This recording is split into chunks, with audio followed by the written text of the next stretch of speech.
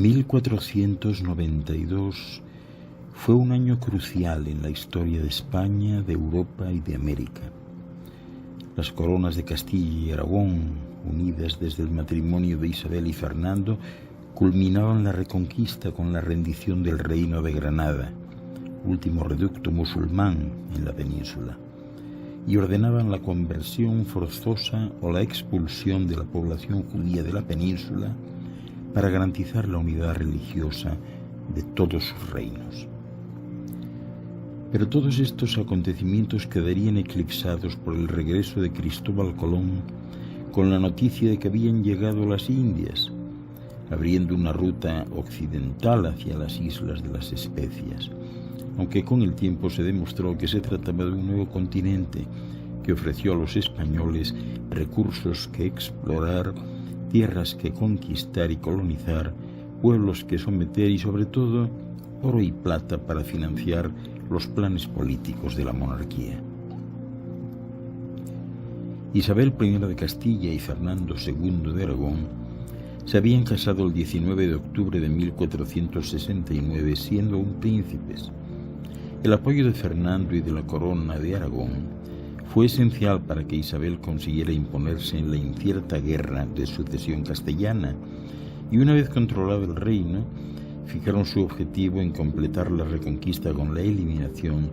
del reino nazarí de Granada y del último reino cristiano independiente de la península, Navarra,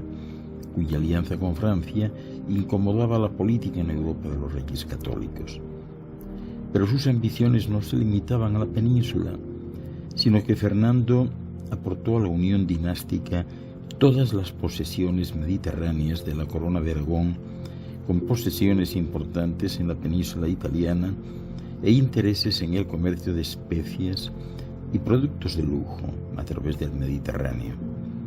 Fernando e Isabel desarrollaron una astuta política matrimonial, tejiendo con los matrimonios de sus hijos y allegados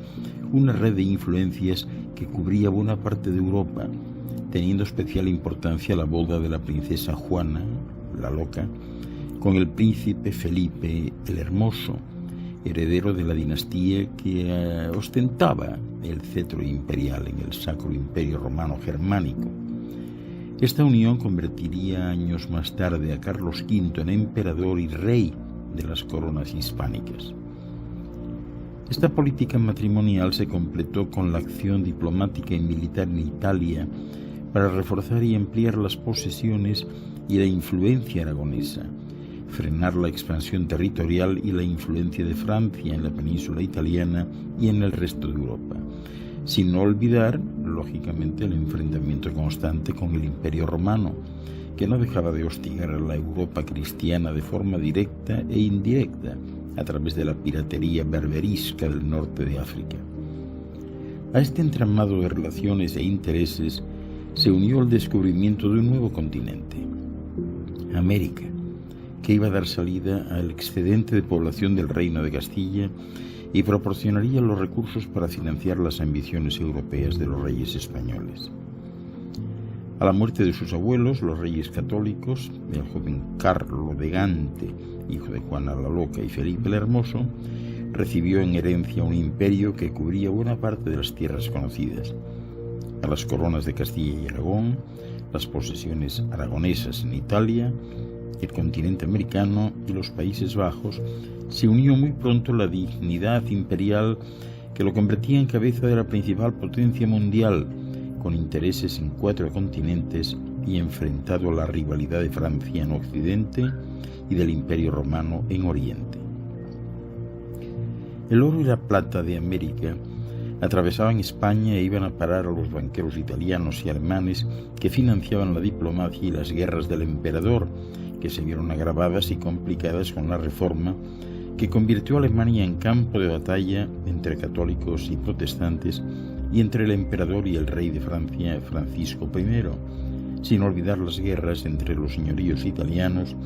y el papel del Papa en la política internacional. Agotado, Carlos V abdicó de sus 2 hijos y así Fernando obtuvo la dignidad imperial y se convirtió en cabeza de los Habsburgo alemanes, mientras que Felipe heredó las coronas hispanas y el avispero italiano, los cada vez más conflictivos Países Bajos y América. A estas posesiones se unieron muy pronto las Filipinas y otras islas del Pacífico, de manera que en su reino nunca se ponía el sol, según decían entonces. El reinado de Felipe II marca la culminación de la influencia española en el mundo y también el punto de inflexión que conduciría a la larga decadencia del siglo XVII. Felipe siguió la política procatólica y antifrancesa de su padre, empeñándose en continuas guerras en Italia, Alemania y los Países Bajos, mientras asentaba el dominio español sobre América. Pero los reinos hispanos, en especial Castilla, se desangraban en las guerras europeas sin que la plata americana causase un impacto real sobre la economía, anclada en conceptos anticuados de honor y privilegio que despreciaban el trabajo manual y el comercio. Además, la sociedad se ahogaba en el rigorismo religioso impuesto por el control de la Inquisición, atenta a cualquier desviación doctrinal que pusiera en peligro la unidad religiosa de la monarquía. La fallida invasión de Inglaterra por parte de la Armada Invencible marcó el punto de inflexión de la influencia española, que desde ese momento inició una decadencia lenta y continuada que se iba a prolongar durante todo el siglo XVII con los reinados de Felipe III y Felipe IV, que culminarían en el esperpento del reinado de Carlos II el Hechizado. La monarquía intentó conservar las posesiones en Europa y la influencia en la política internacional, cada vez más acosada por Francia, contando con las reticencias y la animadversión del papado, a pesar de su papel como defensora del catolicismo y con un apoyo cada vez menor de los Habsburgo, especialmente de los alemanes, que tenían sus propios problemas internos. A pesar del vigor infundido a la política española por el conde duque de Olivares, su fracaso en modernizar el país y su derrota ante el cardenal Richelieu marcan el final de la monarquía hispánica, que culminaría a principios del siglo XVIII. El primer imperio mundial se hundía por un exceso de ambición.